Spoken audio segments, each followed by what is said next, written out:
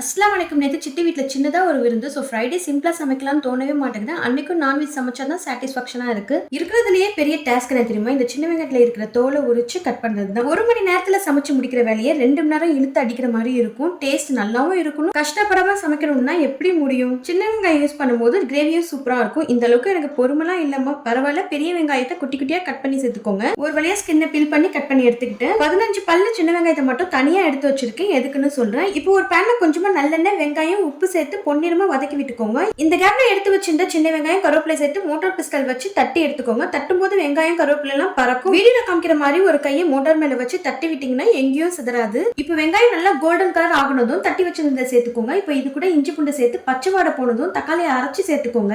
இது கூட காஷ்மீர் மிளகாய் தூள், கரம் மசாலா, கிளீன் பண்ணி வச்சிருந்த காடையும் சேர்த்து மசாலாவோட நல்லா கோட் ஆகணும். நல்லா பரட்டி விட்டுக்கோங்க. காடை சீக்கிரம் குக் ஆகணும். 1/2 கப் தண்ணி சேர்த்து மூடி போட்டு குக் பண்ணி எடுத்தா மட்டும் போதாது. இதுக்கு டேஸ்ட் இன்னும் அதிகப்படுத்துறதுக்கு இப்போ 1 டீஸ்பூன் மிளகு, ஒரு 1/2 டீஸ்பூன் சீரகத்தை ஃபைன் பவுடர் அரைச்சு சேர்த்து பெரட்டினீங்கன்னா செமையா இருக்கும். இதை கிரேவியா வச்சிருந்தா தப்பிச்சுருக்கலாம். இதுக்கு ஒரு கிரேவியும் ரெடி பண்ணணும். ஆனா மசாலாவோட சேர்த்து சாப்பிடும் போது சூப்பரா இருக்கும். இதுக்கு தேங்காய் பால் ரசம் செம்ம காம்பினேஷனா இருக்கும். தேங்காய் பால் ரசம் ரெசிபி வேணும்னா சொல்லுங்க. எத்தனை தடவை வேணாலும் உங்களுக்காக சலிக்காம போடுவேன். கண்டிப்பா ட்ரை பண்ணி பாருங்க. பிடிச்சிருந்தா லைக் பண்ணிக்கோங்க. மறக்காம ஷாஸ் கிச்சனை சப்ஸ்கிரைப் பண்ணிக்கோங்க.